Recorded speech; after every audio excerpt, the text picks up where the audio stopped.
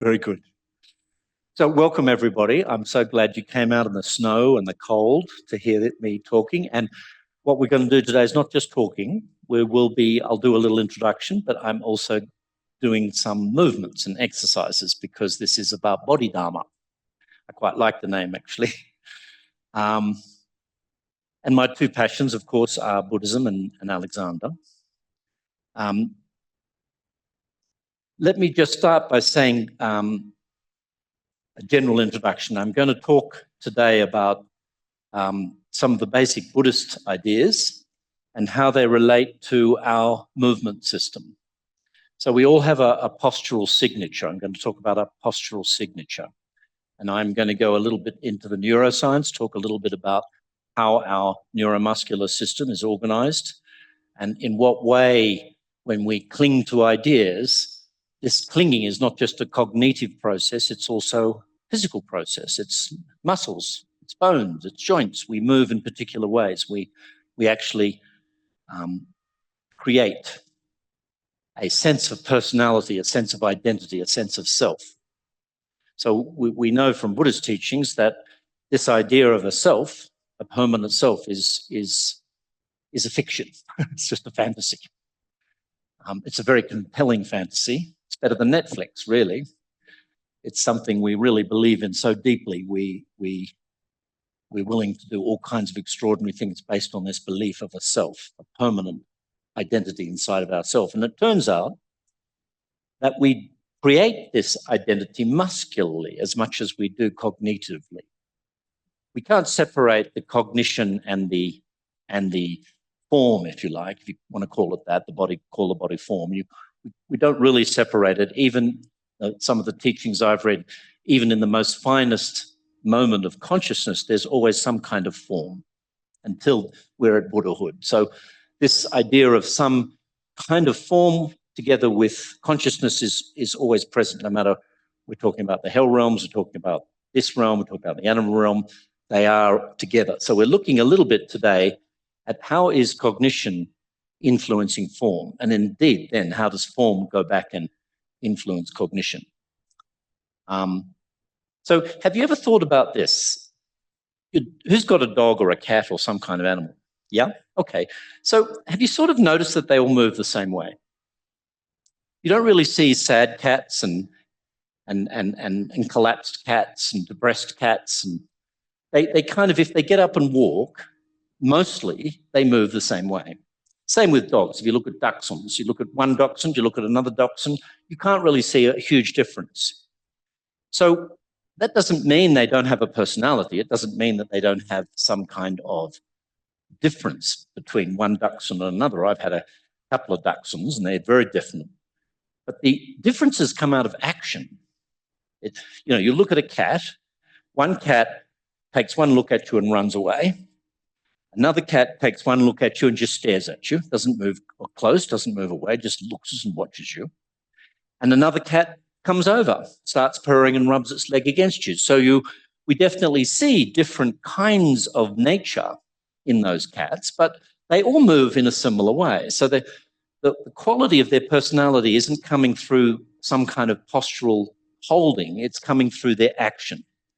So this very much fits in with Buddhist idea of dependent rising, of cause and effect, of karma. That, for example, you're all here listening, but there are no listeners, right? You're sitting, but there's no sitter, because the sitting is an action. It's a constant action. And indeed, if we go and look at the physiology of it, we find that this is true. We cannot find any moment where there's no movement. No matter how finite, no matter how refined we become, we cannot find a moment in the neuromuscular system when there isn't some kind of movement. So it really is true from a neuroscientific point of view that you are moving, you are sitting. But the idea of a sitter, that's very difficult to find. We can find sitting. We can find lots of things about sitting, but we can't really find a sitter, not neuroscience. In the same way, one of the big problems they have in neuroscience, they can't find will.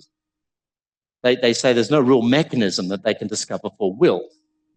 And of course, we know that what we call will is really dependent arising. It comes from karma, it comes from past, it comes from actions that have happened before, which give rise to results now.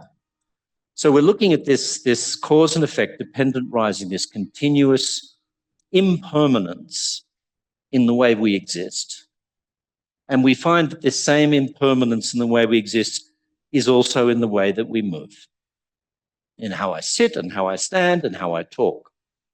However, because we're in the human realm, I don't really know if dogs or cats or pigs or horses do this. Maybe they do, but I don't really know. But I know humans do.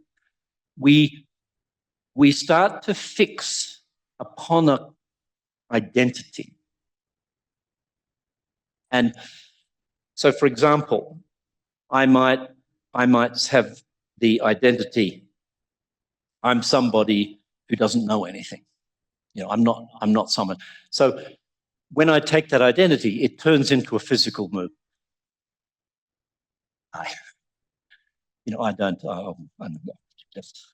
I'm sorry. You can see it physicalizing. It becomes kind of, and eventually it becomes what I call a postural signature. So,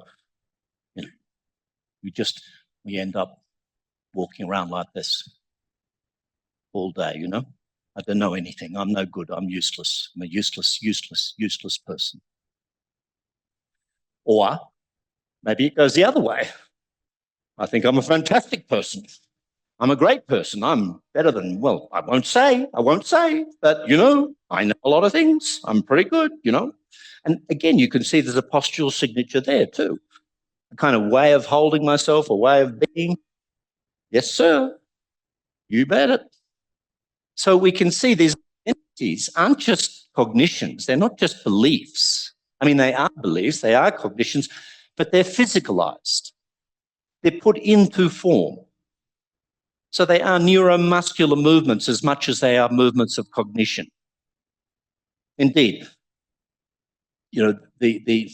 well, no, that's another rabbit hole. I won't go down that rabbit hole, but just the headline of that rabbit hole is, where do form and cognition separate, or do they separate? It's a really interesting kind of one of those things we'd have to do. So I'm not going to try that today. So what we're looking at today is, okay, we know that from our study of Buddha's teachings, we know that we try to make things permanent. We grab onto an identity of self. We start to believe that things inherently exist from their own side. There's a me here, there's a you there, there's a door there, there's a floor, there's a roof. But there is no roof, there is no door, there is no floor. The floor's not there. The floor's here on this side. I remember going to a teaching with Lama Zopa Rinpoche in Kopan one day, and it was like the wall started flapping and the wind went through. But what he did is he did a line. Just first he did a line, and he said, "What's that?" And everyone said, "That's a line, a straight line." He said, "Okay, good." And he said, "Now," he did another one. "What's that?" And some people said, "Oh, it's a tent." And some people said it's a half of a triangle. And then finally he put a cross there, and he said, "What do you see?" "Oh, A." And then he said to us, "Where's the A?" "Point to where the A is in the room." And everyone pointed to the board. And then Lama Zopa said, "There's no A there." He said, "There's a something there, but it's not A." If we had a Chinese person who didn't know the Roman alphabet and they walked in the room, they're not going to see A there. So there's no A there. So where's the A coming from? Well, the A is coming from my imputing upon that A, and then very quickly I don't recognize that I imputed it onto that object. That object becomes the thing that is A. And so immediately now I've got to the point where something's inherently existing over there as an A, not over here. So this very sudden moment where we impute this existence, this permanence to things, this happens in our movement system as well. So how does that work? Okay. So to answer that question, we've got to go back to the Cambrian explosion. If anyone knows your geographic history, you know that there was an incredible time between about 520 to 540 million years ago. This gentleman knows. You ask him at the tea break if you want to know more. I'll probably ask him too. And at that point, there was a new phylum, the chordata, was born or came into creation. The chordata basically is us. We're chordata. So are amphibians, so are reptiles, so are birds, so are mammals. We're a class of creature. And we have about four things in common. One is we have a notochord, or in our case, an actual bony spine. We have some kind of structure to give us a kind of orientation. We have a dorsal nerve, which is the spinal cord. We have a collection of nerves. It's interesting. There's one little creature, pranicate, which is a chordata, and it's born with a brain, a slight notochord, and a nervous system, and it goes around in the water, and it looks for somewhere to put itself into the ground. And do you know what it does? Once it puts itself into the ground, you probably know, you know what it does? It eats its own brain because it doesn't need its brain anymore. It doesn't need its spinal cord anymore. So it eats it and becomes a plant. So we have a spinal cord, we have a brain to move because we can't photosynthesize. We can't get energy directly from the sun, therefore we have to go and consume things. You know, my daughter is a vegetarian, and I said to her one day, I was a little worried because I said, you know, vegetarian's a political diet, darling. It's not really a nutritional diet. And she just looked at me and she said, Dad, all food comes from plants. I said, okay, all right, you got me there. So we all depend upon photosynthesis. So in order for that, we have to move. We have to go from A to B to C. We have to move, right? So a chordata is a moving creature. And it has an orientation. It has a tail. That's another feature of the chordata. We have we have a remnants of a tail now, but every chordata has a tail, has a notochord, has this dorsal root, which eventually becomes the brain and the spinal cord. And finally, we can breathe. We've got these gills, mouth. So this is around over 500 million years ago. That's when our movement system started to develop, right?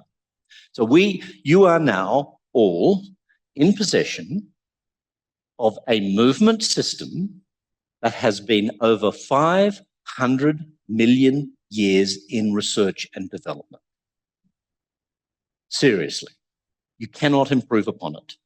You cannot hack it. It doesn't need hacking. So in that sense, it probably matches Buddha's teaching where we have true nature.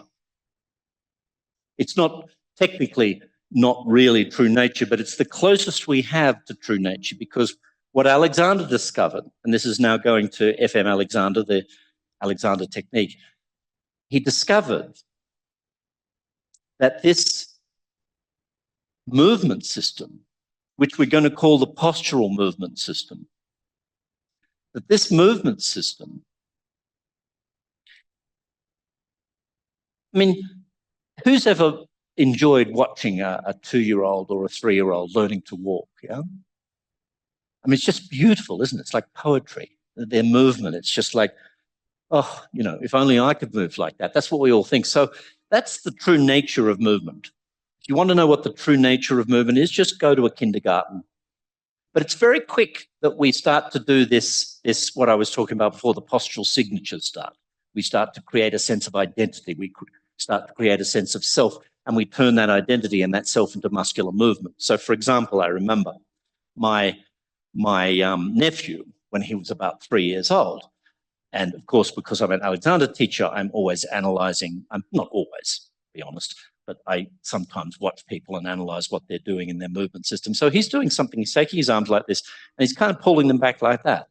He's only 3. And I think, good Lord, what? At 3 years old, he's already started to do this extra thing. That's not part of the postural movement system, by the way. That's a hack that human beings came up with.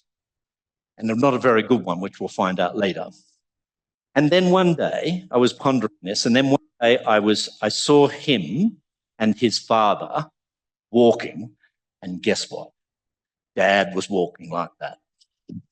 So this is where our identities, this is where our postural signatures start to arise. We model, we watch We look at those people we see are our ideals, and we want to be like them.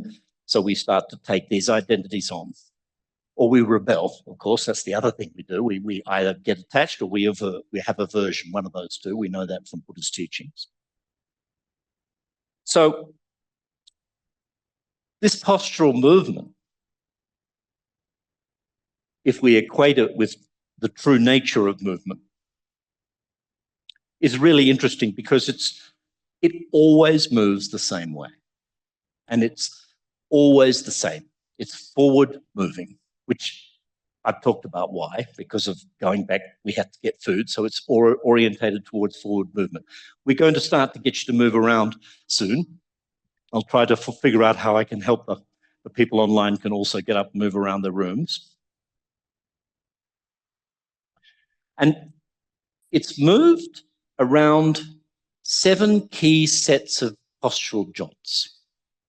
Now, I don't really have time to go through all 7 today, but I'll definitely do 3, 4 with you today. Probably the 3 most important areas. I'll cover them today. And we'll do it in relation to walking. So walking is something you always do all the time. So this could be like the Tibetan Buddhist version of a walking meditation. So it's very different from any walking meditation you've ever done before, but you can think of it like a walking meditation. And so what we're going to do is what Alexander discovered is that there are these preordained, pre-organized, hundreds of millions of years in development movements that optimize everything. They optimize movement. I love that word, optimization. I mean, I know it's used a lot in business, but in our case, so for example, let me show you what it looks like. So say, for example, I'm standing here and I have to reach up to the cupboard, right?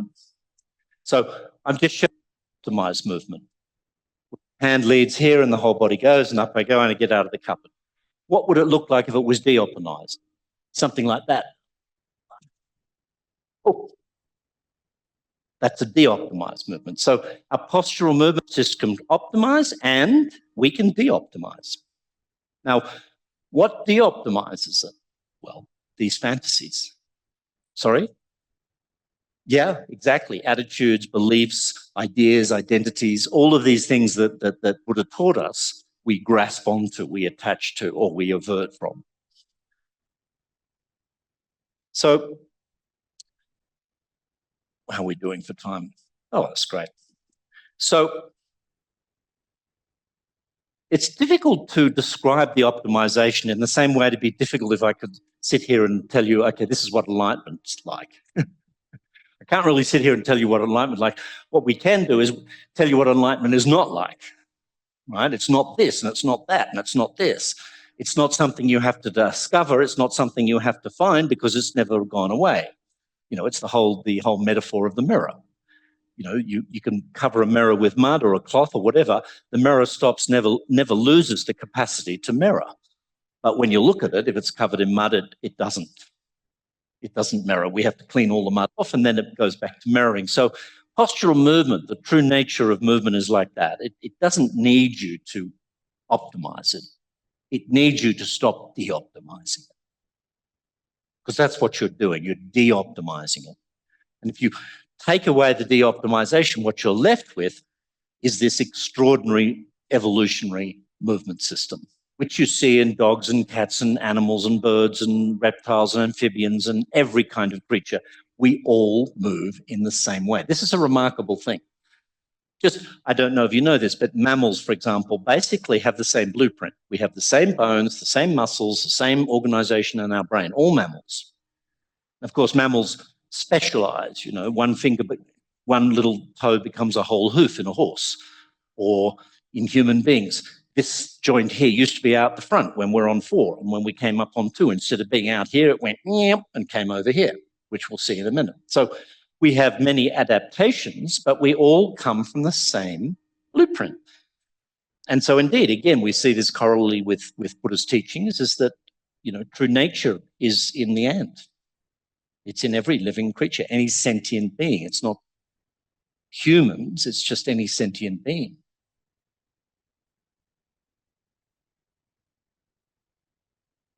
So what are these de-optimizational movements? Now we're going to start to, I think I've done the chat part. Now we're going to do the exercise part.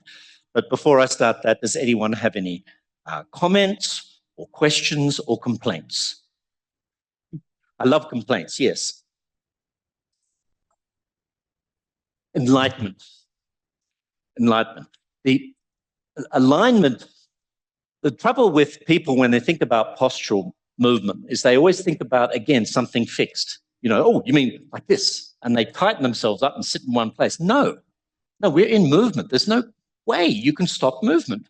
So the idea that you can get into an alignment is kind of not really how it is. You can get into a movement which is more, if you like, how could I say, optimized. And when I say optimization, what does that mean? It means that you'll spend a lot less energy and effort to be where you're being. That's what it means. And I probably don't have time to go down the rabbit hole of that today, but in fact, this is true in terms of the science of it, the physiology of it. You can actually, if anyone knows about non-fatigable red fibers and fatigable muscle fibers, I don't know if you know about those, but actually they come into this conversation too when we're looking more deeply at the form of attachment. Anyway, that's a rabbit hole. Yeah.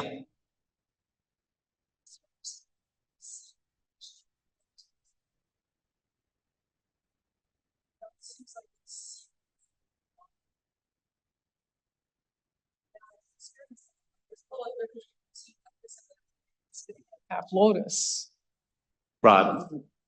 Well, it's the term not moving is relative to what you're used to, but it's definitely moving. I can promise you that. It's impossible not to. We're breathing. Exactly. There's the movement straight away. But I'm wondering what you'd say, like, and then the statues of the Buddhas, they're all like sitting still in that posture. I mean, that posture is not indicating movement. It's indicating the kind of focus to not be moving. So I'm a little bit wondering what you're presenting. Okay. Well, maybe I'll just briefly talk about what Alexander discovered. And what he discovered is you've got a binary motor system. Now, when I say binary motor system, I mean there are two definite movement mechanisms, and we can identify them in terms of brain areas, we can identify them in terms of nerve tracts, we can identify them in terms of muscle fibers. Now, these two systems, one of them you know very well, and that's the one you're talking about, which is voluntary movement system. So voluntary movement system, I want to lift my arm, I can lift my arm. I want to blink my eye, I can blink my eye. I want to lift my foot, I can lift my foot. That's the voluntary movement system. Now, people try to use the voluntary movement system to do posture. So, for example, when you were talking about sitting up straight, you suddenly did this. That's not a postural movement. That's a voluntary movement where you're trying to impose upon yourself your idea of what you think postural movement is. And essentially, that's where we get into trouble. We get the idea of what good posture is, and the next thing we know, we're using our voluntary movement system to try to put us in a position. The postural movement system is a very delicate, refined system. So let me just talk a little bit more about that. We have two kinds of muscle groups, all right? We've got the intrinsic muscle groups. These are much smaller muscles that tend to center around joints. Then we've got the extrinsic movement system. So that's the system that tends the larger, bigger muscles. So if I'm going to do this with a tennis racket, right? So the extrinsic muscles are helping me move this and all of this. But there's an organization of myself that the postural movement system's doing as I go to here. Now, if, for example, that organization was, I'm the person who can't do anything, remember from before? So when I go to do an ACE, it doesn't really work very well because I'm actually pulling myself into a position. I'm pulling down all the time as I try to do something, or even as I pick up a cup. For example, here, I'm going to go and pick up that cup. Now, what most people will do is something like that. And you probably can't even see anything that looks unusual. But let me do like those sports replays, okay? So I want to go over there, What's the first thing I do? Pull my chin up and push my head down. Okay, how is that helping me? And how's that helping me? And then when I get to about here, when I've pushed all this down, which is a kind of, then I start to move at the hip joint and start to bring my hand over and get the cup like that. But since I want the cup, the only thing that really needs to move is my hip joint and my hand. That's all I need to do. This is optimization. So what's happened is that instead of my head going this way, my head's going this way. It's moving this way. And as I move this way, my hip joint goes. As my hip joint goes, my hand goes. So there's a system that's optimizing me to do that action of picking up the cup. It's very delicate, and it's mainly working on these intrinsic muscles, the muscles that are holding the joints together. I didn't want to go down so much into this rabbit hole because I might lose some people on the way, but it's a great question, very good question. And welcome to the Alexander world, because as soon as you start going into the Alexander world, you have the same sort of sense of, oh my God, what does all this mean? And it seems profound, but I don't quite understand it. That's very normal, by the way, very, very normal. So what I'm going to look at now is some of these movements, right? Let me just check my notes and make sure I've covered what I wanted to cover so far. And if there's any other questions or comments or complaints, please let me know. Yes, do please. You need the microphone? Yep. Just so that people online can hear. Oh, look at that. We've got 9 people. That's terrific. Thank you. It's online. Yep, go on. So she was asking about how to sit, I believe. And you were talking about intrinsic and extrinsic. Yes. And so the ideal would be that to get all of the extrinsic muscles out of the way so the intrinsic muscles could take over. Is that okay? That's my understanding. I'll just slightly tweak that a little bit to say that we get the intrinsic muscles are organizing the way the head, spine, and arms are moving so that the larger muscles can reach over and do this. So the postural movement system optimizes any movement we do. So, for example, if I'm an actor and I have to play, one of the Richard, the hunchback, right? So what a lot of actors will do is they'll pull down their head like that, and you hear what happens to my voice. It puts a lot of strain. Now, what I'm going to do is I'm hardly going to change the position, but I'm going to start optimizing. I'm going to start to use my postural movement system to optimize what I'm doing. Now, I'm moving. I'm actually moving. You can't really see it because it's too tiny. It's in very tiny muscles around joints, but you can hear there really is no, even though I'm walking around like this and I'm looking really slumped and old, you can hear my voice is not really being affected because I'm optimizing this movement. Now, if I stopped optimizing this movement and I start, it gets harder to breathe, it gets harder to talk, all kinds of changes. And I go back to optimization again. It's easier to breathe. It's easier to breathe, to talk. So we have this secondary motor system. This is the thing to take away. There are 2 motor systems in you. One is more recent evolutionary-wise. It's the voluntary movement system. It's how we learn things and do things, how to kick a ball, how to play a dart. But we have this other 500 million years in development postural movement system, which is its main job is to optimize. Now, what do I mean by that? It means that the head is always moving in relation to the spine in the same way. The arms are always moving in relation to the spine in the same way. The hips and the legs are always moving in the same way. It's always forward orientated. And so we're going to discover what these very delicate, tiny movements that are happening all the time. These are postural movements. And they're movements. They're not holdings. They're movements. And we're going to begin to discover how these work. That's what we're going to do next. Okay? Does that help clarify it a little bit? And as we go on, I hope it'll get clear as we do some practical exercises. In sitting, are you? Okay. Well, what I'm going to do first is walking. And the reason I'm going to do walking first is because walking is something we do all the time. You have to walk to get out there and you have to walk to come back. And it's much better to think of the postural movement system while you're moving, because you can sense the optimization happening. You can sense how your walking changes, how your movement changes. Okay, so let me have a quick look here again. Okay, so first thing we have to do is locate the postural joints accurately. So this is like, as I said, a meditation on walking, and the meditation on walking starts with locating joint areas. So I'm going to trick you all now, okay? I'm telling you I'm tricking you all, but it won't matter. Even though you try to see what the trick is, you won't be able to, because you have beliefs. You have beliefs that you don't even know you have, that are dictating the way you move. And even though I'm telling you I'm going to trick you, you still will be tricked. So here's the trick, all right? I want you to move only your head, all right?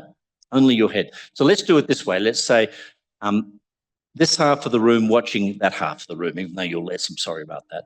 So not the rest of your body, just only your head. Just tilt only your head forward. Just tilt only your head forward. Okay, great, thank you. Now you can lift them up again. Okay, now you can look at this side, and everyone on this side, just only your head. Just tilt only your head forward, and off you go. Okay, so nobody in the room did what I asked them to do. Nobody, not one single person. So what's the word I kept saying beside head? Only, right? Only. So here's a preview of what it looks like when you move only your head. And I'll do a countdown, 3, 2, 1, so you can see it, okay? So you ready? Here we go. 3, 2, 1, finished. I'll do it again, okay? 3, 2, 1, finished. The head does not have much movement on the top spine. Almost like one of the anatomists, Kapanji, is quite famous, says about 15 degrees, which is like that. So all we can do is rock it back and forward. So the first optimizing movement is that the head is always falling forwards, always, unless you pull it like that. So it's always tending to fall forward. Now, that doesn't mean you should go, oh, I've got to pull my head forward. You can't. It's too quick. It's happening multiple times every second. It's an oscillation, if you like. It's not really a movement. It's like an oscillation. And it's an oscillation because the design of this is that the center of gravity of the head, that is the place where you could put the finger and the weight's equally distributed, is at the front of this point of the AO joint, the top joint, which means that if you hold at the A joint, the head just falls forward. And you know that from when you're on a train, right, or a bus, or you're sitting in the car and the head does that, right? When you fall asleep, the head goes forward. So that, because it's always doing that. So that's a postural movement. Even though you can sense it as a movement, even though it's too tiny to even maybe call it a movement, nonetheless, it is constantly falling forward. Okay. So let's just have a quick look at where that joint is. So, where is it here? There it is.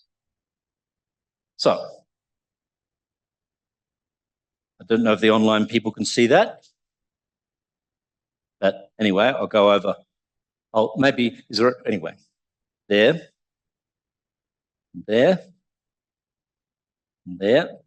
right up the top near the ear there. That's where that top joint is. Very, very important. Most people, see, the reason you all didn't do what I said is because you've got that the head's probably tilting forward somewhere around the second or the third vertebra, even maybe down at the seventh.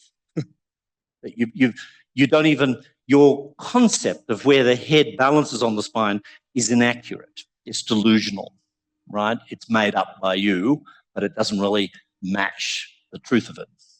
I love saying things. So we've come across the first delusional belief, right? Not that you even knew you had it, which is, of course, how we discover in Buddhism the same thing. We keep coming upon these layers and layers and layers of beliefs or ideas that we didn't even know we had, which we discover are there and which we realize are influencing our behavior. So we find the same thing as we study Alexander's discovery of this postural movement system, that we are disguising this system by ideas and beliefs about how we're designed. So one of the first things we have to do is start to get closer and start to understand the design.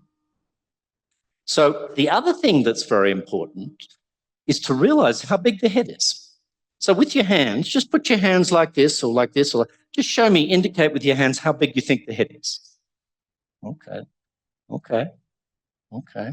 That's interesting. That's good. So where do you think the head is? So again, it's rhetorical, but answer it in your own mind.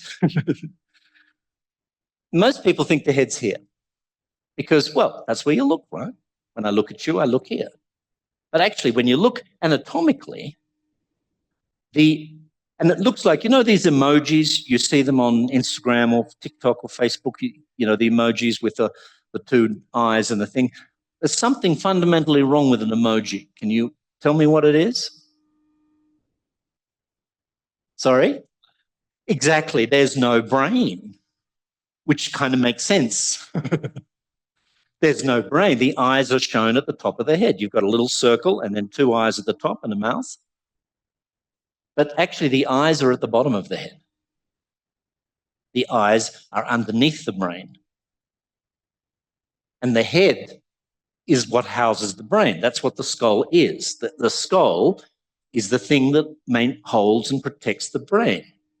So actually, the brain is above your eyes. Now, just look around the room for a minute at everyone. Instead of looking at their faces, look above their eyebrows and up to the top of their hairline. Just take a moment. It's a strange thing to do. And as you look around, you realize, oh, it's quite big. It's quite a lot. There's a lot up there. And you never see it, really. You never really see it. You don't realize it's there. So here's a little exercise we can do. Just find a partner, AB. One, AB, AB, maybe AB, AB, AB, AB, and, well, you can join ABC. Okay, good. That's right. Now stand up. So people at home, you'll just have to do this with your hands to yourself, the exercise I'm showing, okay? So what I'm going to do is, well, why don't you come out, because you're the odd one. Can I come out and do it with you? Great. Thank you. What's your name? Anna. Okay, Anna. So what I'm going to do with Anna is, if we can see from this photo, right, we can see that the top joint comes up just kind of below the ear hole, right? Which means that it's sort of at the bottom of the nose. So what I'm going to do, without touching Ilana, Anna, sorry, without touching Anna, come here. So I'm just going to put my hand roughly there. So that's roughly the top of the spine. So the spine's going right up behind the mouth, coming almost up to here. That's where the spine's coming to. Then I'm going to put my hand on the top of her head, right? And then all I want you to do is keep watching my hands to make sure I don't move them, and walk backwards and have a look at how big it is. It's bigger than you think, isn't it? There's a lot of brain. That's your brain, darling. It's bigger than you think. So just do that with each other and just take a moment to meditate on the size of the brain above the eyes. Yeah. Yeah, that's right. Very small.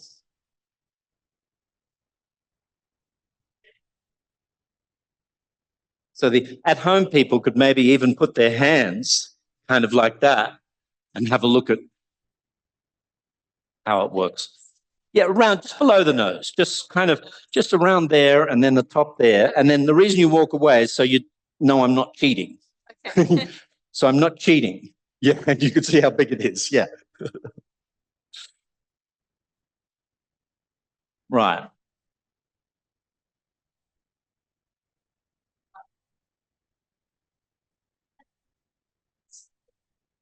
Oh, I'm back in 1 second.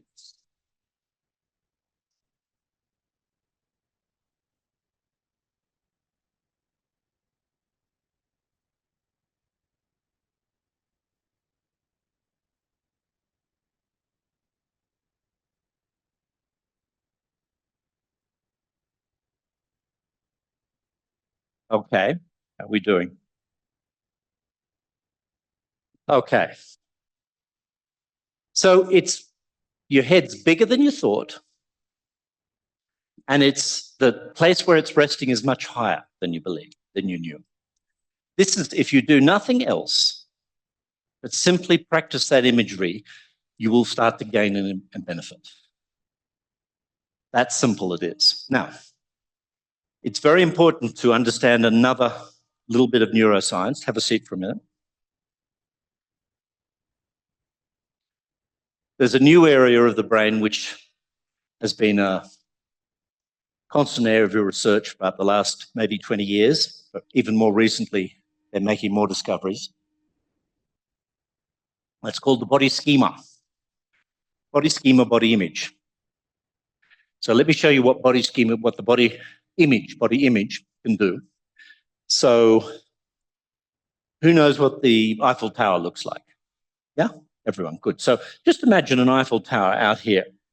Have a look at it. There's an Eiffel Tower. Anyone can't do that? There are some people who can't, by the way, but it's only about 2% of the population. Everyone can imagine an Eiffel Tower there? Okay, great. So now put 4 legs on it.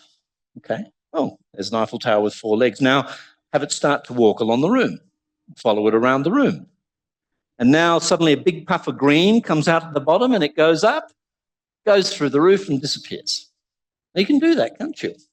You can imagine that. So that's body schema. This is a part of your brain which can manufacture at will images and movements. So when you're doing your Alexander, when you're trying to, if you like, begin to optimize your movement system by using this secondary motor system, the postural movement system, not the voluntary movement system, but the postural movement system. You cannot do that by trying to move your body into a position. Because the second you say to yourself, I want to move my head here, or I want to move my shoulders here, or you are using the voluntary movement system, you've bypassed the postural movement system. You've just gone past it, you've blown past it. Postural movement system basically is a little bit more like temperature control.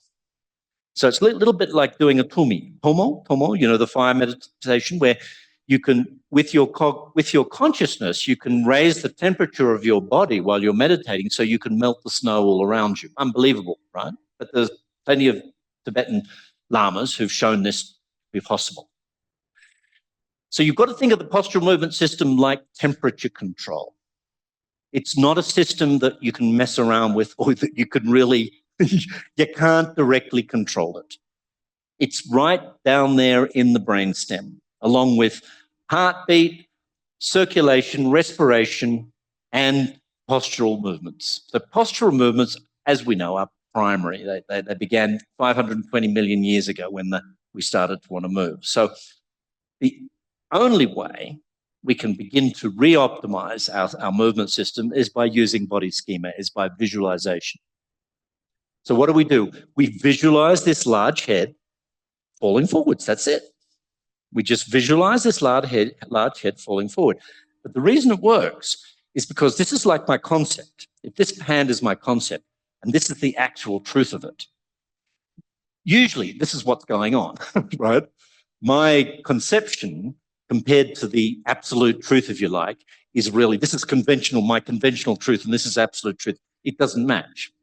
What Lama Tsongkhapa taught us through the Lam Rim and through the series of meditations is we attempt cognitively to get to the point where our conception matches the truth. And at some point when that conception matches the truth disappears and we're left with enlightenment. We're left with the truth. Well, it operates the same way in Alexander, except that this time it operates with form in the bodily mechanism. We use body schema to fictionally create the postural movement systems. This is the same thing that the Tumo, am I getting it right? The Tumo meditation? Yep. It's exactly the same thing, the Tumo meditation. They use cognition to build up images. It's all done with images. And that imagery starts to affect the physiology so that suddenly the temperature gets changed. But it's not direct. It doesn't have that direct feeling. It's like you do the imagery and then suddenly all these things happen. It's exactly the same in Alexander. You do the imagery, and if the imagery, because Alexander discovered the head is always falling at the top of the spine, when you start to think about that, like magic, you start to feel these things starting to happen. I don't know if anyone's starting to practice even as they're listening.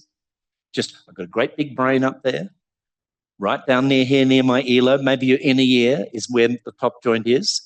And from that top joint, I'm just imagining my head falling forward. Just keep imagining that while you're listening. Just keep doing that. Again, as soon as you go like this, like watch me, people do this, they go kind of, see my face? That's what we call Alexandroids, right? People don't go to body schema anymore. They move to another part of the brain. They move to the sensory motor area of the brain that won't work because that's where the voluntary movement system operates from. You've got to be in the body schema area. And I mean, you can look it up on ChatGPT. Ask it, where is body schema in the brain? And ChatGPT will give you the list of all the areas of the brain where it exists. And it's not, there's one part in the sensory motor, but not much. A lot of it is in other areas of the brain, right? So we're going to have a look at a de-optimization just to see what happens, all right? And to do this, I need you to get into two groups again, A and a B. For the people at home, you can just do it yourself. You can follow what I'm going to do with the A's and the B's. So what I want you to do is probably come out here. So I'll move this way. A's here and B's here. So if you knew who your partner was in the last exercise, use the same partner and come out and stand here. And we're going to do a little walk exercise. So all the A's on this side, all the B's on that side.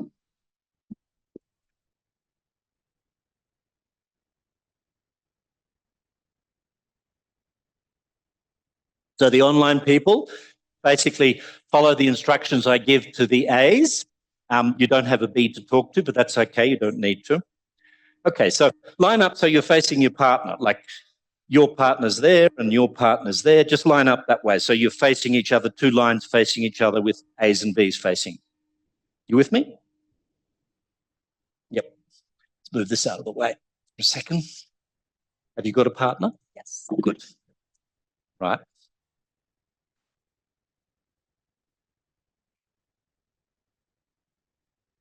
Okay, so you're all lined up with your partner. You're lined up, you're lined up, you're lined up. Very good. Okay, great. Everyone's got a partner. So all we're going to do is, can you online people still see me all right? Am I out of the picture? Just. I'll go down. I'll go down. What?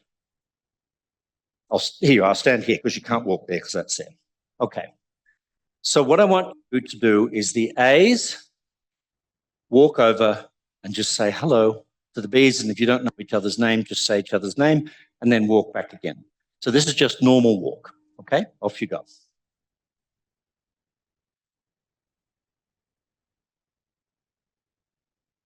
Okay, when you said hello, shake hands if you like, go back. Okay. Now we'll do the same with the B's. Just go over, remind yourself of the name, say hello.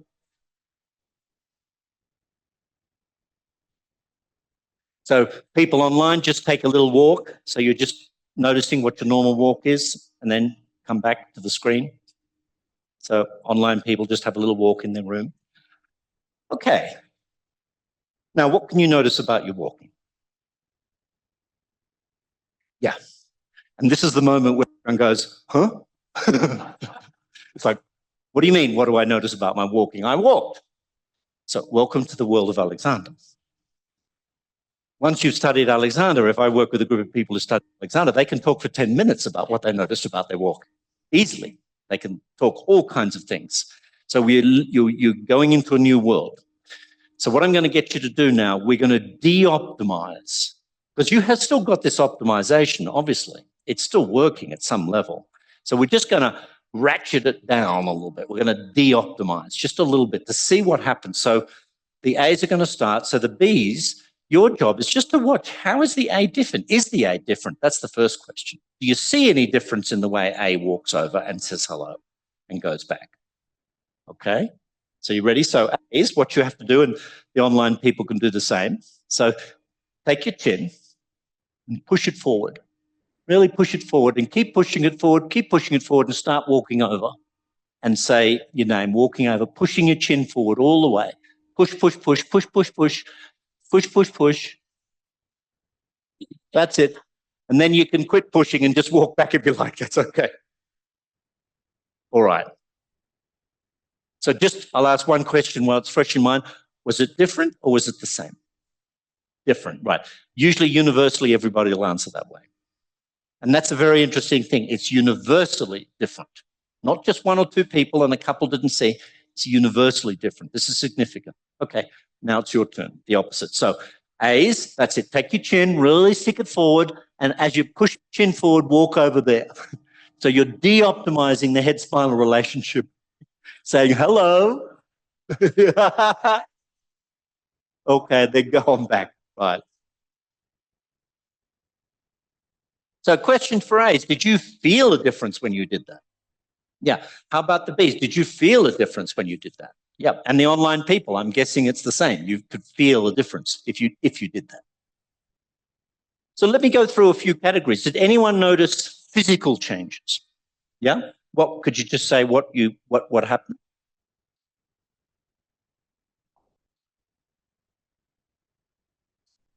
Right. They were prominent. The cords were prominent.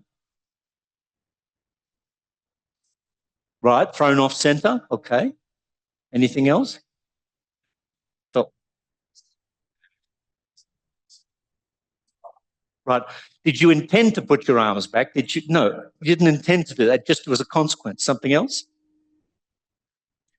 Right. It got squished together. So we noticed a lot of physical difference occurred. Okay. How about breathing? Did anyone notice their breathing got a little different, got a little more difficult? Yeah. Yeah. Sometimes people do, sometimes people don't. Interesting. How about, like, I noticed in one case, the sense of spatial perspective changed. The second time someone came right up 2 inches away from the face. So who else noticed that somehow that your sense of space and perspective changed when you did that? Yeah? Yeah. How about emotionally? Did anyone get more anxious or more depressed, or did you feel some kind of, you did a little bit? Yeah. You got giggly. Yeah, right. Felt funny. Yeah. So isn't this interesting? All we did is made a small physical change. We did this, right? But that change brought about physical changes, perception changes, breathing changes, even emotional changes in some cases. What? You felt like a duck. Even identity changes. Yeah, your identity started to change, right? So here's what Alexander, his first discovery, and this was, he discovered many things after this, but the initial discovery, what set him on his pathway, was that he did notice this thing about the head-spine relationship and how it optimizes and de-optimizes everything underneath it. And we can look at it this way. Everyone take a fist up, the online people too. Take a fist and hold it up like that. Now, take 2 fingers in the other hand. Now, that's representative of your spine, and this is representative of your head. So just as we did in the exercise, imagine your spine, your head on the spine. So now imagine it kind of pushing down, and then try to walk your fingers underneath it as you're pushing down. Try to walk it. And your fingers have to work quite hard, right? Now, if we optimize that movement, in other words, you think of the head coming away from the fingers as though it's kind of going forward and away, and then you walk with your fingers. So it's now not, instead of pushing down, it's going up. It gets easier to move your fingers, yeah? That's it. It's as my old teacher Marge used to say, it's so simple, it's shocking. We de-optimize by this pushing back and down. Now, why do we do that? Because we're worried. Because we're bored. We're anxious about things. You know, where did I put that? Where did I put my iPhone? Where is it? Yeah. You know? Oh, what time? It's the appointment. Oh my God, I'm late. So when we're worried, when we're anxious, we tend to de-optimize ourselves, which is funny because that's the very moment you want to optimize yourself if you're in crisis. And there's a whole rabbit hole about that too, but I won't go into that.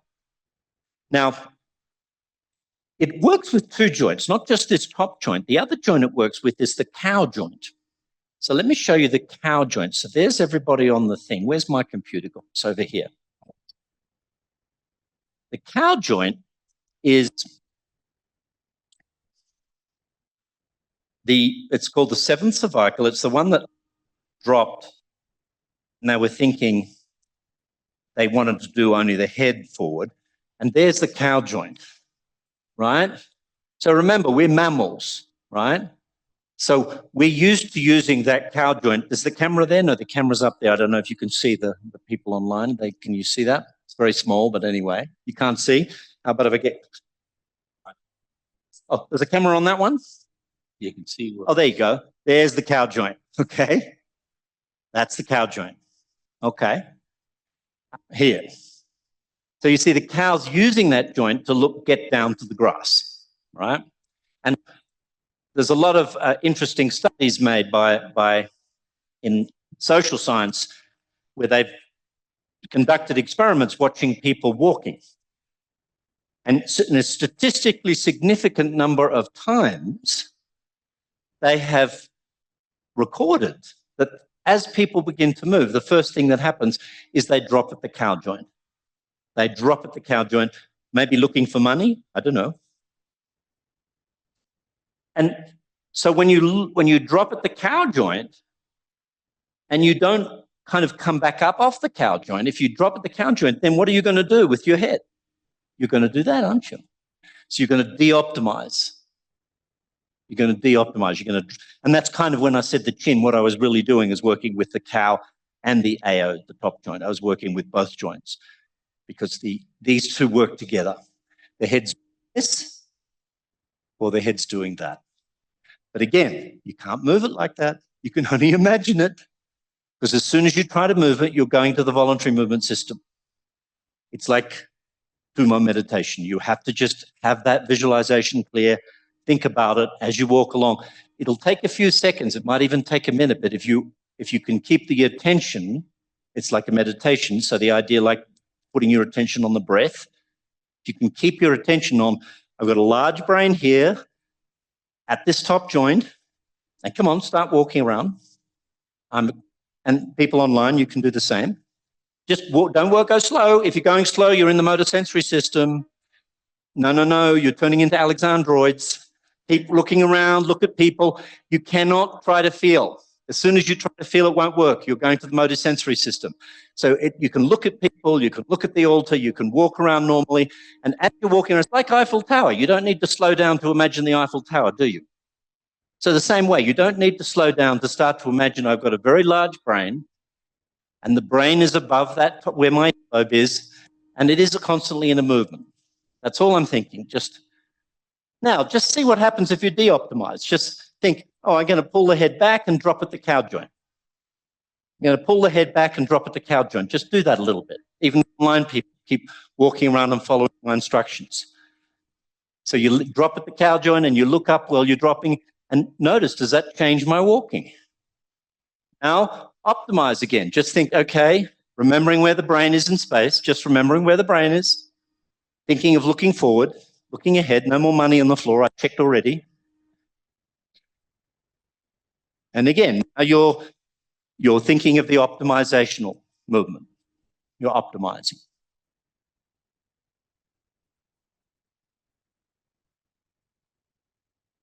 Okay, let's stop for a second. What are you noticing? Anything? Nothing? It's all nonsense? You can see something in it?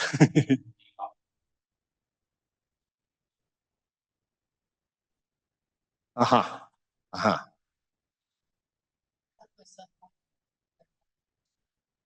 Oh, that's interesting. Getting kind of like Japanese. Yeah. Interesting. So again, you didn't intend to do that with your legs. No. Again, it's kind of consequence which flowed down. Okay. You started to get rather warm. Yeah. My old teacher, Marge, she said, it's never going to feel the same twice. It's always going to be different. Sometimes there's more to do, but sometimes when you start optimization, suddenly the colors get more vivid. Or suddenly your sense of space changes, or suddenly your knees, like you were doing your legs, your knees start doing different things. You never really know when you start thinking of this optimizational meditation, you never really know what's going to change. Anything else? Right. Yeah. Very good. Okay. So, you ready for hearing the next one? Okay. So the next of the postural joints Again, I'm gonna do a test which you're all gonna fail, just so I'll let you know. But this time I'll do it kindly, more kindly than last time. Okay. So what we're gonna do is we're just gonna do it all together. Everyone's gonna close their eyes. So close your eyes. Now, with your eyes closed, point to where you believe your arm joins your body, where it joins the torso. Point to where your arm joins the torso. Eyes closed, eyes closed. And when you've pointed to that place, then just bring your hand down again, okay? Bring your hand down and open your eyes. So you can pretend you got the right place because everybody got that wrong.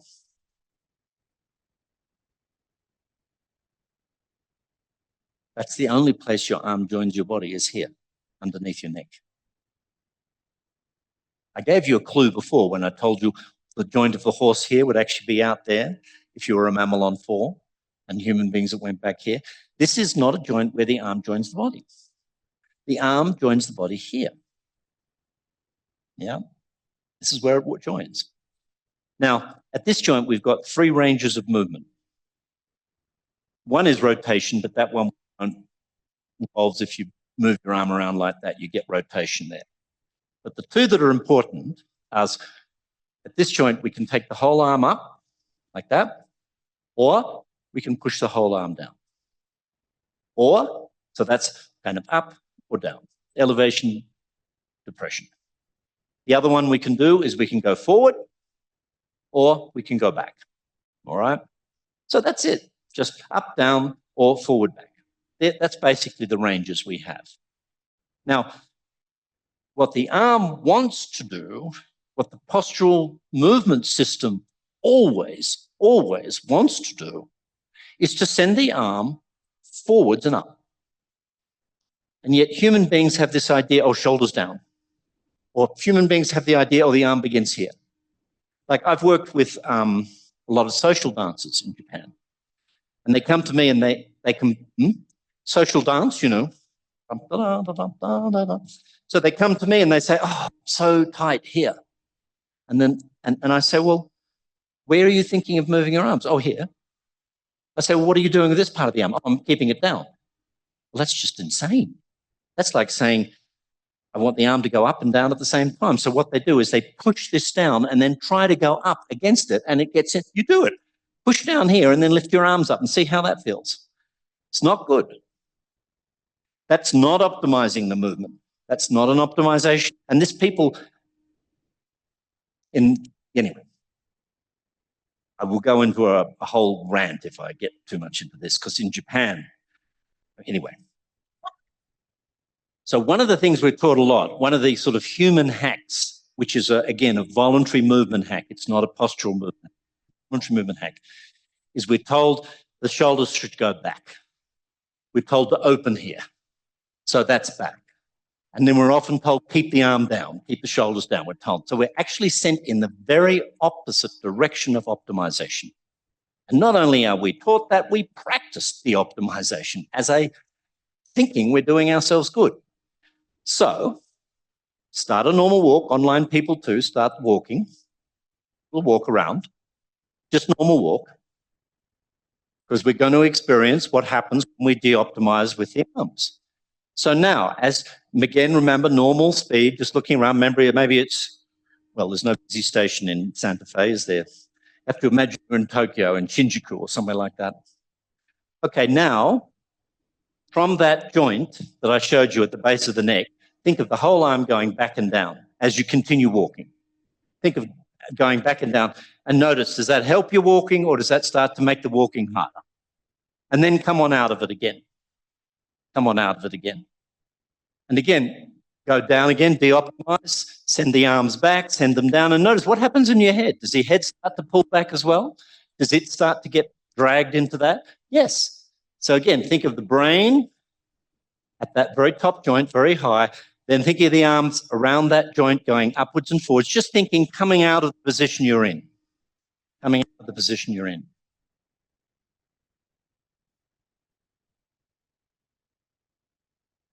So that's the second one. Okay. Does anyone notice any difference? What happened to you this time? You what? Come on, I'll work with you again. Now, sometimes with Alexander lessons, we use our hands. That's okay if I use my hands. I'm very delicate. My intention with my hands is not to do anything to you. It's to simply encourage your postural movement system by saying, yes, that's right, that's right. So come on out of here, all right?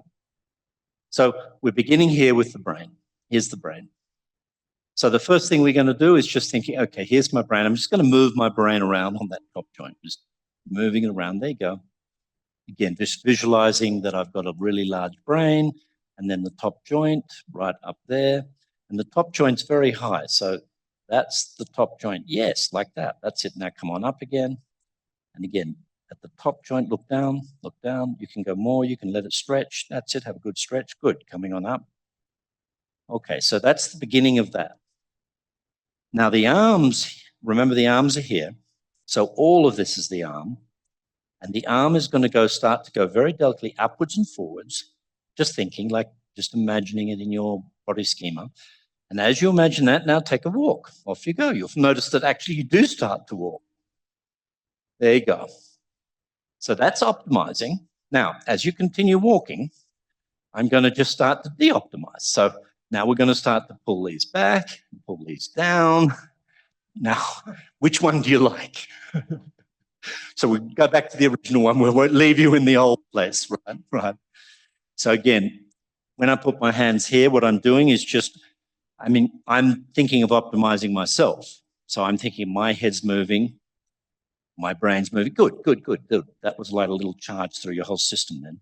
And then you're remembering that top joint here, then remembering the joint here at the front, that both your arms, and thinking the whole arm all the way down. Yes, that's very good. That's very good.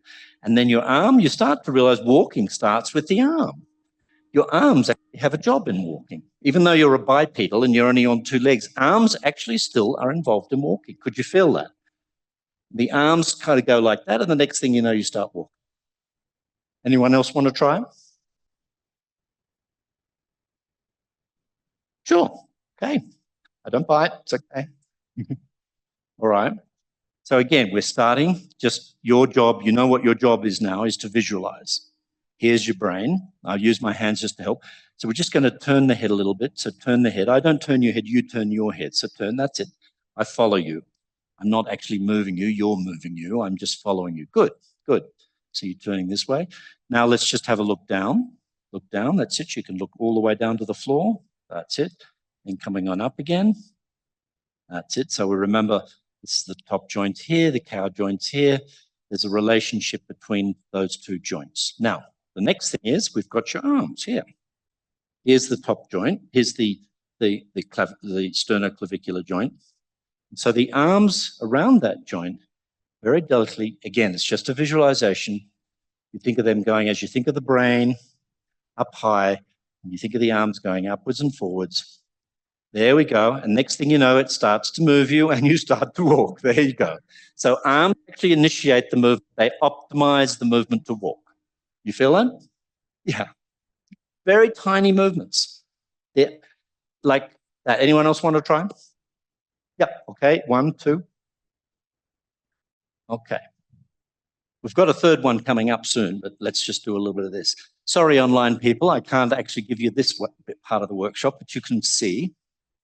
So again, your job is to visualize, to use body schema. Now, most people, that's already a challenge because they're so used to trying to feel their body when they get into a position like this, from yoga, from meditation, whatever, feel. In Alexander, feeling is not something you have to do. Feeling is something that's done for you.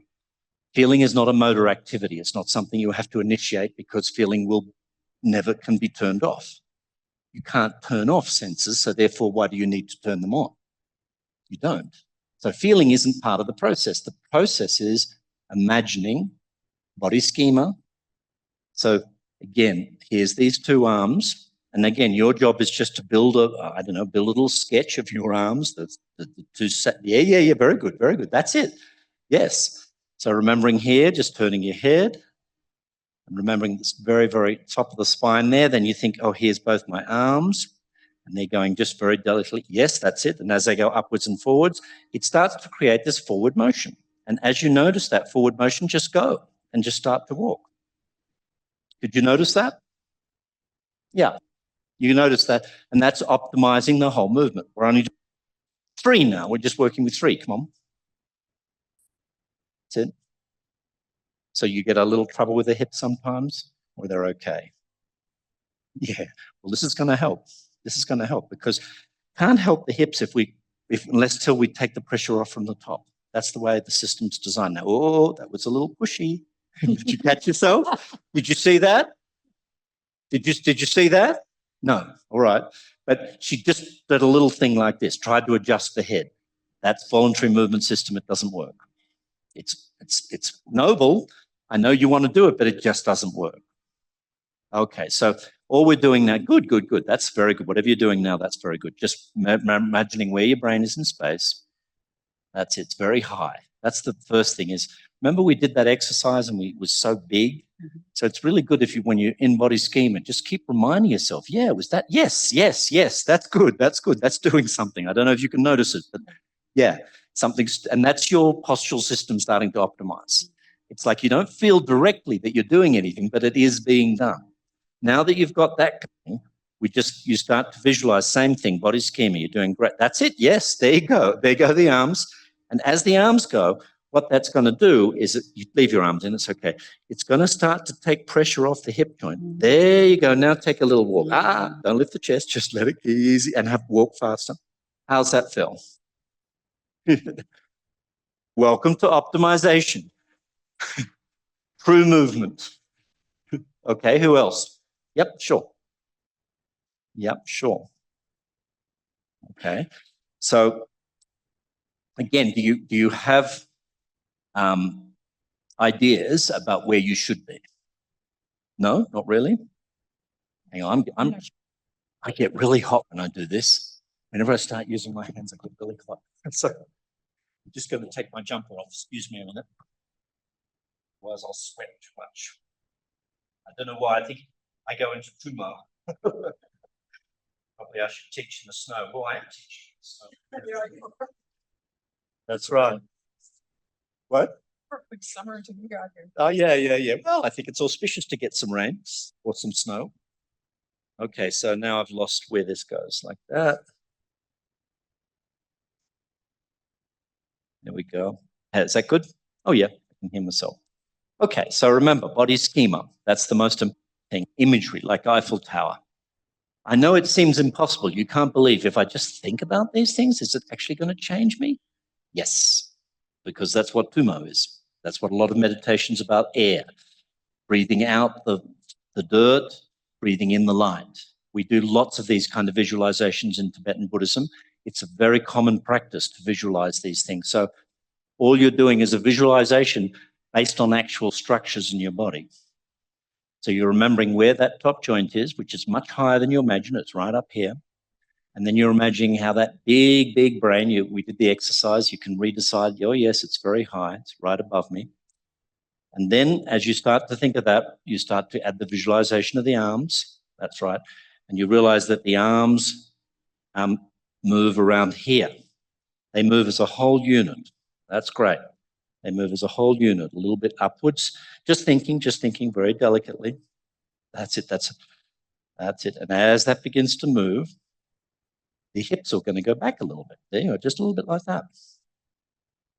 By the way, the third one we're doing is the hips, which you can see. It just starts to naturally follow. That was a VM movement. Did you feel that? No, okay. There you are. Now, as you're moving here, now just take a little walk. There we go. That different? How does that feel? Yeah. And I didn't do that. You did that. It's very, very important. People think, oh, I want to have the Alexander. No. All Alexander teachers are doing when they use their hands is helping you wake up a mechanism that exists in you. I promise you, if I go and work on my jumper, nothing happens. It's not coming from my side. It's, if you like, an interaction. Your system, when I put my hand on, your system says, oh, yeah, I know how to do that. She never wants to do that. Or he never wants to do that. He always wants to do that. Oh, yeah, I can do that. And then woof, off you go. You want to try? No? Okay. Anyone else? Yep, sure. Okay. By the way, later on in the afternoon, if you're staying, what I'd like to do is get you to find activities that you do during the day, just ordinary things, and we can have a look at how we could use this optimization onto those everyday activities. So again, here's the brain. Gee, it's not often I'm working with someone taller than me. That's great, Bill. There you are. So I'm just going to move your head around. You're going to move your head around, I should say. There you go. And as you move around, you say, I've got a large brain like Eiffel Tower. I'm imagining this really large brain. Remember that exercise we did? Yes, that's good. That's good. As you think about that, that's it. Turn this way. That's it. Again, large brain. Maybe we can look down. Just looking down. It can go a long way. You can give a bit of a stretch in your neck if that's okay. That's it. Come on up again. That's it. So you're just starting this visualization through clear visualization of where your head actually is. You don't have to make it up. It's based on how it is. And then as you think about that head, remembering these arms and remembering that the joint of the arm is right there at the base of the neck. And the arm as a whole unit can go backwards and downwards, or it can go upwards and forwards, just in your imagination, like the Eiffel Tower. You're not actually moving them directly. There we go. That's it. There you go. That's it. So sometimes the changes are very tiny. Let's turn this around. Come on. Whoop. That's it. Look around again. The reason I'm turning your hand, because you want to just keeping in the body schema, keeping in the imagination. Look forward, look down. There you are. Look down. More. Yeah, that's it. And looking up again. Turning. That's it. So that's it. And as that's going, remembering the whole arm, there we go. All the body moves. Now take a walk and off you go. There we go. Just a little bit. What did you notice? Anything, or you can't notice anything? It's fine if you can't notice anything. What? Just a little. Yeah. Yeah, that's right. So you're just starting that little bit of discovering that there's a mechanism inside that can organize your movements.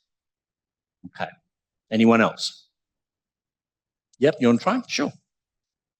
Okay. So, again, remember back to the visualization. You're remembering, here's my brain right up the top, very high. That's it. And remembering where that top joint is, right up to there. So it's much higher. We always kind of think of the joint here or down near the cow joint, but actually it's really, really high, right up high. There we go. That's good. And as you're thinking about where your brain is, you can still, there we go. We're remembering now the arms. And we're remembering the arms are a whole thing, not just the hanging from the shoulder, but we're thinking of the whole shoulder and the arm all together, one after the other. That's it. They're going a little this way.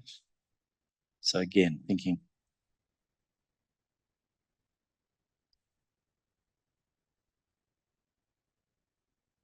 Good. Yeah, there we go. There we go. So when you notice that there's a little forward movement, you can just let yourself go with it. There you go. There you go. And that will take you, because we are forward oriented. So actually, we're always moving forward. Notice anything? Sure.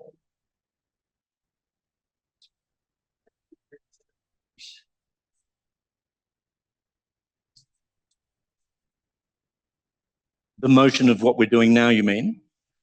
Well, that's what we're doing, when we're walking around. Oops, sorry. If usually, if I drop down here, I'll pull back here.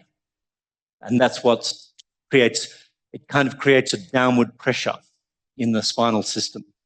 So you get this downward pressure and it looks like that. And then if I'm doing that, now if I start to think of the head moving, then you start to notice that everything else starts to change as I walk. That's me beginning to get that postural movement system working inside me in the way it's designed to. Instead of de-optimizing, I'm starting to optimize. So final one, well, of the three we're doing today anyway, or four, is our hip joint. So a lot of people imagine the hip joint here, or even up here sometimes. So you see people, when they go to bend, they start bending there, as though that's the hip joint, or they think of bending here. But the hip joint is really very low down. It's here. And so that's where we bend. We bend here. And usually when the hip bends, the knees bend with it. That's the way it works. Hips and knees bend together. Yep. Now, if we look at a movement of walking, so again, I'm going to give you maybe 2 orientations, people online as well, you can try this out. Just with the hip joint, we've got many ranges of movement. Everything okay?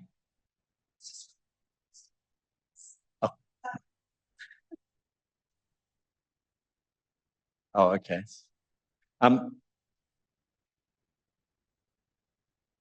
We can either have with the hip joint, we've got flexion this way, or we've got extension this way. Those are the 2 movements, flexion or extension, right?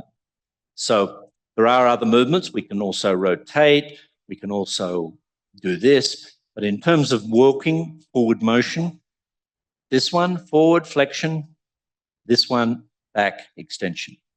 So what you're going to try now is, as you walk, alternate between those 2 and see if you can discover which one of those seems to help the movement and which one of these seems to not help the movement. And particularly as you do this, as you walk around Groucho Marx, remember Groucho Marx? Some of you do. And then doing this, just as you change, notice what's happening in the arms, what's happening in the head. Can you see that there's, even though you're only thinking of the hip joint, you actually systemically notice that changes are happening all through you. So just start walking normally first. Thank you. Thank you so much. So just a normal walk to begin with. Then just do a slight forward at the hip joint. Not much, just a little slight forward at the hip joint as you continue walking. Not as much as Groucho Marx. You can get to the point where almost no one could even see that you're doing that. It's just, remember to keep looking ahead. There's no money on the floor. That's it. Now do the opposite. Now take the hips into that extension. In other words, stick them out in front of you as you walk. And as you stick them out in front of you, what happens to the arms? What happens to the head? And you notice that things are changing not just at the hip joint, but it's changing all the way through. Then go back to forward again. Go back to the forward movement at the hip joint. Just going forward a little. And then alternate between the 2. And if you can figure out for yourself which one optimizes the movement, which one seems to feel more natural, which one seems to feel a little bit more connected, and which one seems to kind of make it harder to walk.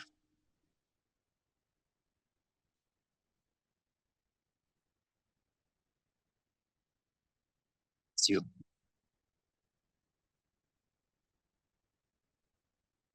Okay, so what are we finding out? Okay. Okay. Okay. Sorry? This one, not good. No, it's not for you either. Okay. When you went like that, right? Okay. Yeah. You do. Do you want to have a little bit more? Ah, okay. This afternoon, are you coming this afternoon? So think about like an activity you do round the house or getting into the car or, Okay, so that's walking. Yeah, so that's kind of like going up and down stairs, maybe. I don't know, you just go up and down here. So this is a great thing, but basically the afternoon, I want to spend more time rather than talking all the time is showing you individual examples of how you can use this information in your way. Who else found that going forward seemed to be easier for them? Yeah? Okay, who's not sure? Okay, fine. So optimization of ourselves also involves what we're doing in our elbows, what we're doing in our knees, and also what we're doing with the joint here. I'm not going to spend too much longer because I think we're already full up of information. So why don't you take a seat and we'll see if you have any. I'll get this one out. Here we go.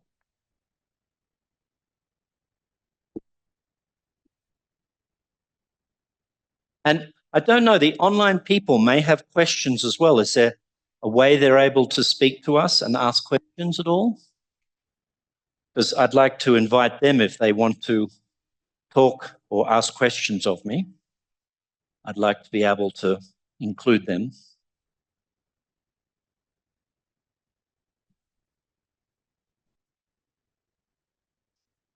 Oops.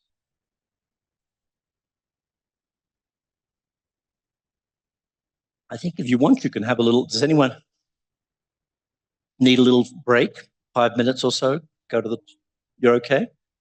No? Yeah, okay. Let's just have a very short break, maybe 5-10 minutes, because we're going to finish in 12 o'clock, I think. Yeah. And then have a think about, we're just going to have a little discussion at the end. What kind of questions do you have, if you have any questions at all? And I'll talk a little bit more about what we're going to do this afternoon. Okay, doors on. Oh, it's Japanese. So before I go on, let me ask, particularly online people, because I didn't really give you an opportunity to ask before. If you have any comments or questions or complaints, please speak up now or forever hold your peace.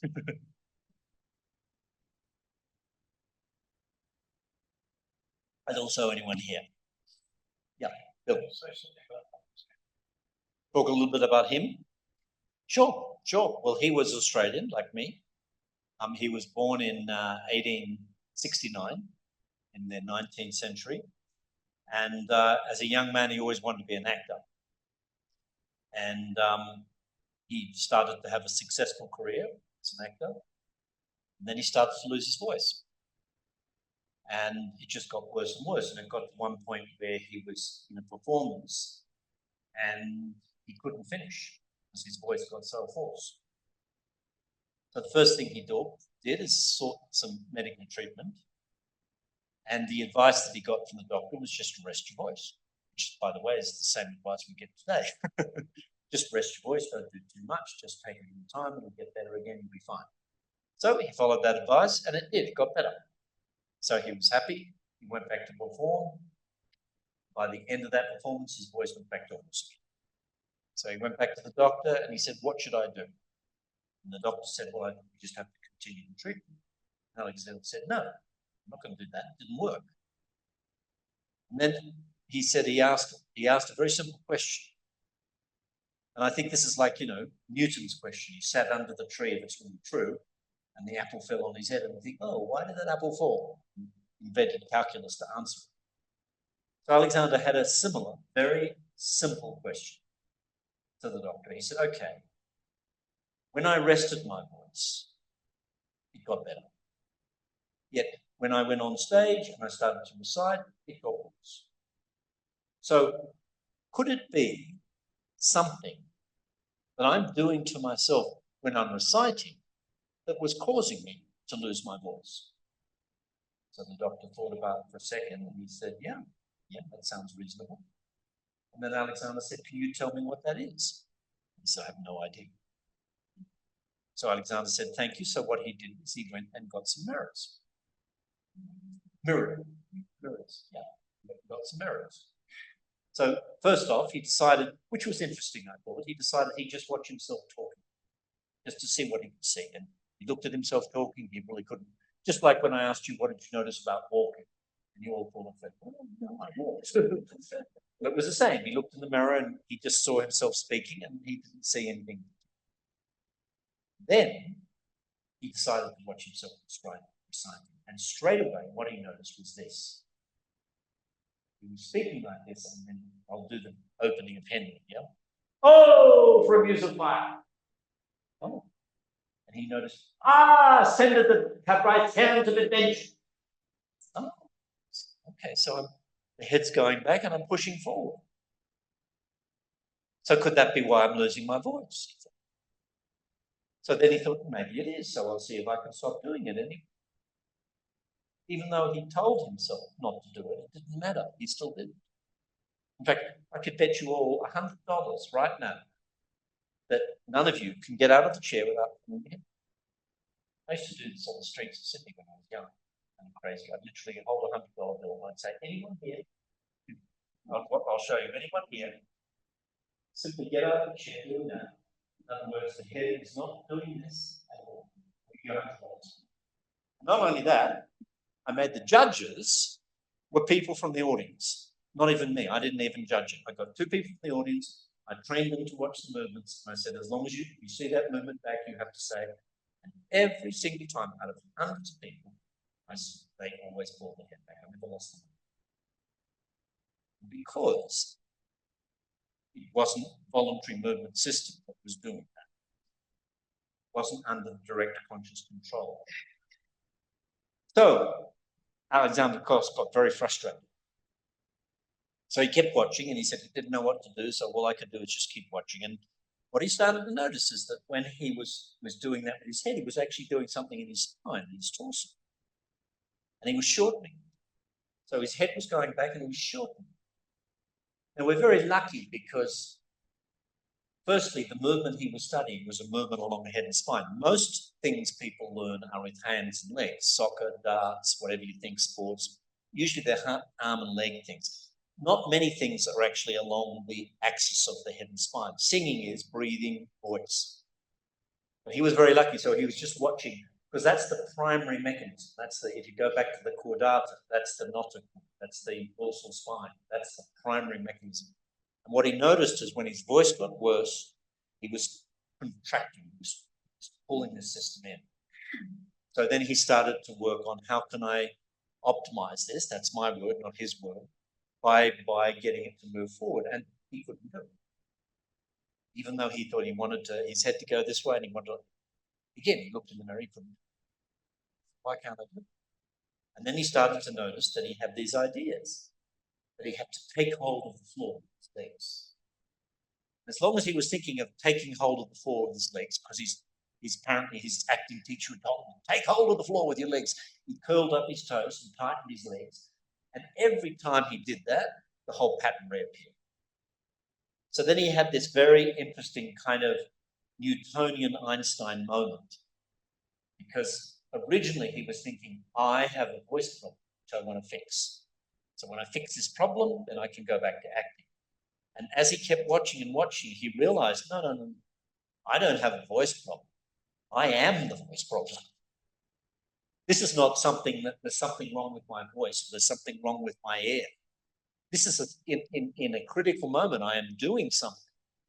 And in that critical moment that I'm doing something, I'm disengaging, I'm de-optimizing, causing the problem. And he realized, I have to think in that moment. In that moment, I have to project these new directions. He called them directions, I call it optimization, same thing. That the head moves this way, the spine moves this way. And there's a whole, as I was saying to the gentleman outside, you can think of 1, which is this one. You can think of 3, which is this one, and the cow joint and flamenco. You can think of 5, which is the top joint and the cow joint and the flamenco joint, and then this one here, and then this one here. You can even think of 7 if you include the elbows and the knees, and so it goes on. As you study Alexander, you get more and more and more of it, like the Tibetan tantra. It just never ends. But it always starts very simple. So eventually he realized that, and this was a kind of much more subtler discovery, but I think quite interesting from a Buddhist perspective, is that he was guiding his movement based on what felt right and what felt wrong. And what happened in that critical moment, in that moment where he got the stimulus to speak, his system would go to what it felt like it should do to speak. And as soon as he went to that feeling, the old thing appeared. So he realized, I have to do what feels wrong. I have to do what feels wrong. So even though my feeling mechanism is telling me this is wrong, this is wrong, this is wrong, actually, my understanding is that this is the direction to go. And he said, so I had to put a trust or a faith in these reasoning processes that I had got. I'll show you the example of this. Often, and this may be a little bit today, if that's that's how you stand on, and that feels straight, right? That just feels straight. Someone says straight means a little bit more than something. Then an Alexander teacher comes along and says, well, actually, I send you on yeah. Actually, your head could go here and your head could do that. And then the people say, yeah, but I'm forward. I say, well, look in the mirror. Look in the mirror. Oh, I'm not forward. So their feeling isn't wrong. They're feeling they're more forward from where they usually are. So it feels wrong because they want to do that again. But the trouble is that one is the one that's giving. And so it goes on. So when you study Alexander, that's why we use our hands, because sometimes we have to help you move in a direction which doesn't feel right. Did that feel a little bit strange, being forward like that, when you did it? Yeah. Not really. Okay. Just felt right. Yeah. Yeah. But for some people, like for instance, Japan, they're like this. And they do a little bit of work. Oh, I can't go there. That's too American. I'll have to be down here. I say, well, it's your choice, bad Nick or arrogant. Choose.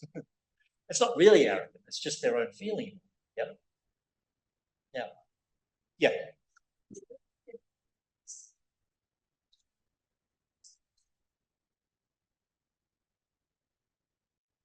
Years ago, Oh, okay. Yeah, it used to be big back then. It's kind of shrunk since those days. Yeah, that's right.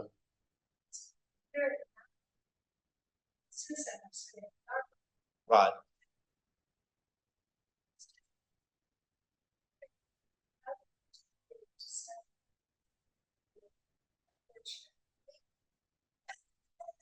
How do you, well, yes, I wrote a book about 20 years ago, which is available. I don't know if there's anyone local here, but if you go on, there's a website called the alexandertechnique.com. And somewhere on that website, they've got like tools to work on your own. They've got a lot of people who've done videos or written things or whatever. So I think you can find a lot of resources at that website. Working with yourself alone or something like that. Anyway, do a search. It's a good website. It's got a lot of stuff. But I would recommend having a look there.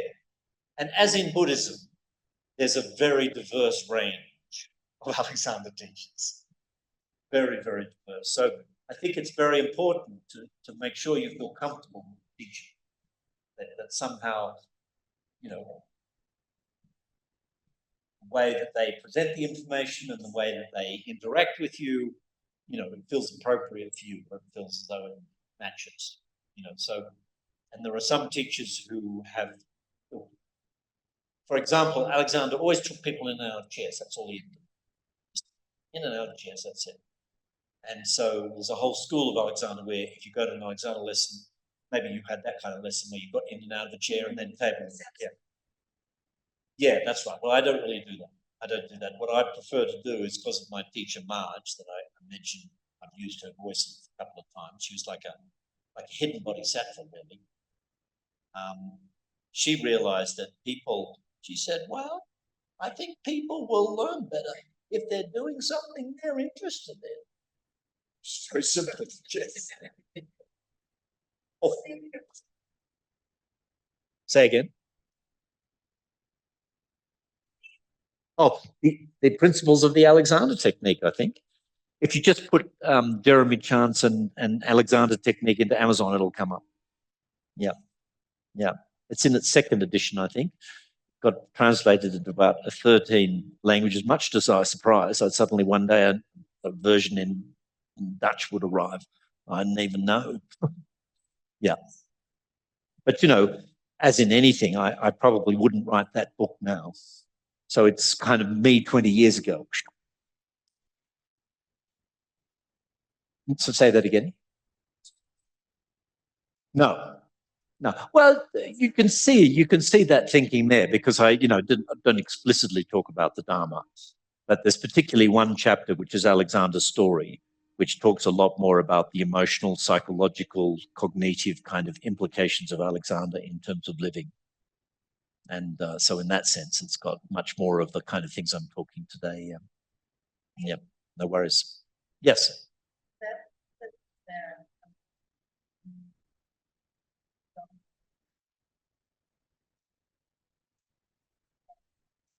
Yeah, that's right. Exactly. Yeah. Yep. The same teaching the Buddha does. All it's the addition here is that Alexander discovered that it translates to movements. It translates to physiological true things, and he's been able to say what they are. I mean, some of my friends, when we're talking about it, we say, well, if you truly moved in this optimized way, your personality would disappear. You have Satori, they call it in Japan, or the first stage of enlightenment, And definitely when you look at some of those Buddhist teachers, the more enlightened ones, they do move beautifully. They do seem to have this kind of very clear energy moving. And I don't know if you could feel from the Alexander that when you have the hands on, you can feel there's this sort of just this lightness, this sort of kind of ease starts to appear. Yep. Oh yeah, he studied with Alexander. No. In fact, there was a bit of a fight there because Alexander got upset because he took most of the basic foundational ideas of Feldenkrais came from Alexander. To be fair, though, he worked a lot with karate. He worked with other modalities. He was a really genius about all the things he studied. Moshe Feldenkrais, yeah. But I actually did a magazine on it, Alexander Technique and Moshe Feldenkrais. So there's a big crossover. One of the things that Moshe Feldenkrais did is he kind of translated it into a set of movements that you could do, exercises. So that made it, Alexander is kind of empty. It's just unfathomably empty. The more you study the Alexander, the less you realize you can't grasp it. Yep.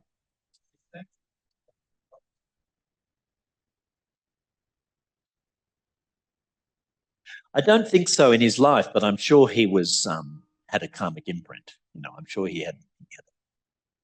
There's a very interesting fact that around the time that he was born was when the Tasmanian Aborigines were completely eradicated, genocide. That was a very dark atmosphere in Tasmania. A lot of people wrote at that time. So, one person speculated maybe what he brought to the world came through them. He was from Wynyard, Tasmania, yeah. Yeah, he came from there. He went to Melbourne, and it was in Melbourne that he started to experience all of the voice problems. And then he took about 10 years working in the mirrors, but even within 1 or 2 years, he was back on stage again.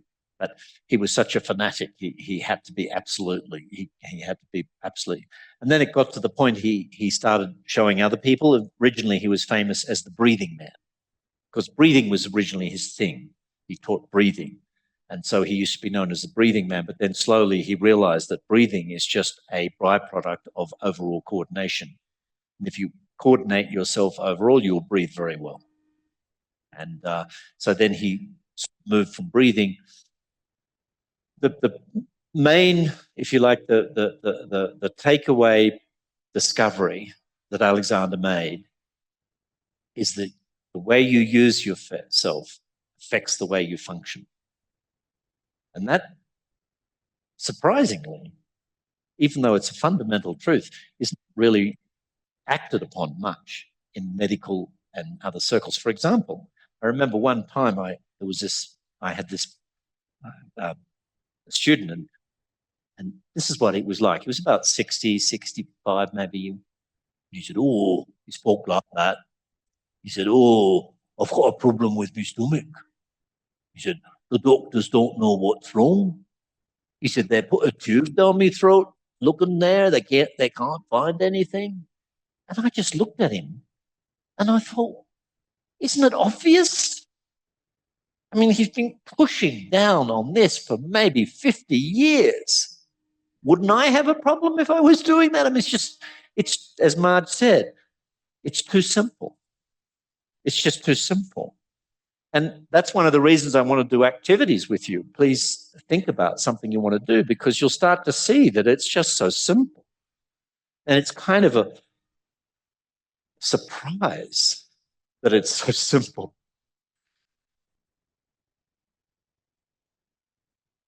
Say. Yes. Joints and movements.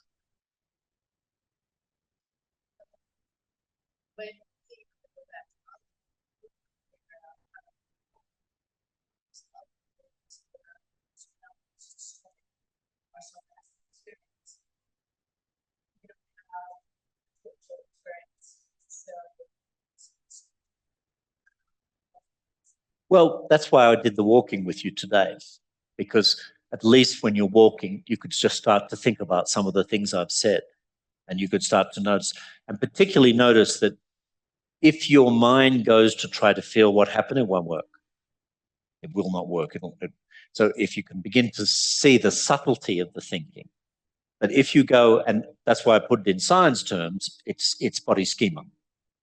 And if you start noticing I'm feeling a bit stiff, or this is not working, think of Eiffel Tower again.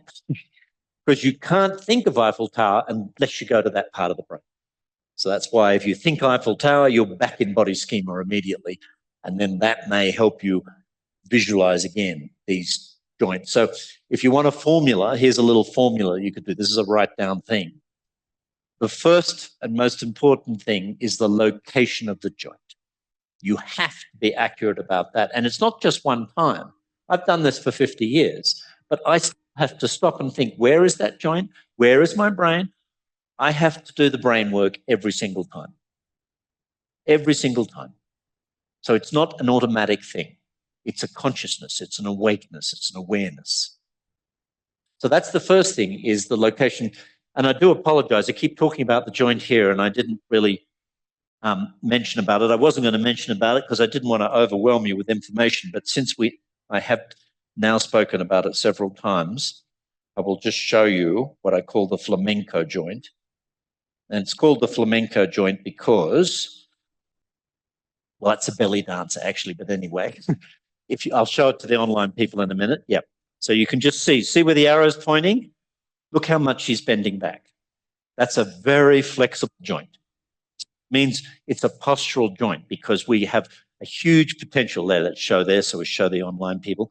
You see there's a huge potential for moving your body around at that place. And basically when we were doing the work with the hip joint, if I'm back here, when I start to move this one this way, I tend to get a forward motion on the hip joint. So it's sort of that flamenco joint, which is basically at the bottom of the rib cage. So you've got one at the bottom of the rib cage, the cow joint at the top of the rib cage. So at these two ends of the rib cage, you've got these incredible flexible joints. So the joint can move the head. Down here at the flamenco joint, you can move all of the pelvis and the legs. So between those two, and of course the rib cage in the middle, you've got kind of a big major area here, big major area in the middle, and then a big major area in the bottom. Yep.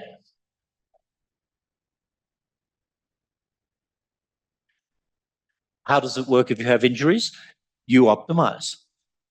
Even if, I remember once I had a lady, it was a bit like the story I told before, but she'd had osteoporosis, so her spine was quite collapsed, and that was just a physical thing.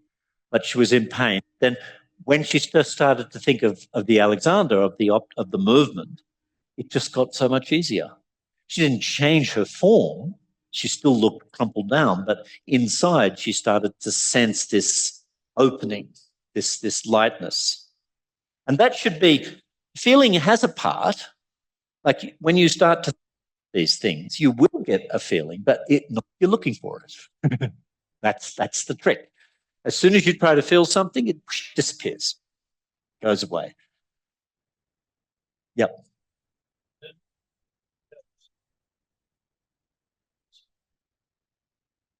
That's right.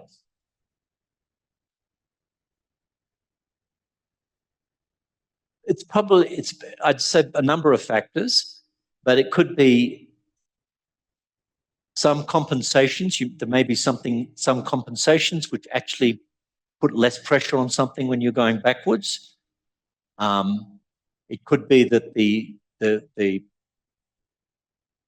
sensitivity or the report that you're getting, a lot of the time when people first do it, they feel strange in the new one and they think therefore it's wrong. They don't want to do that.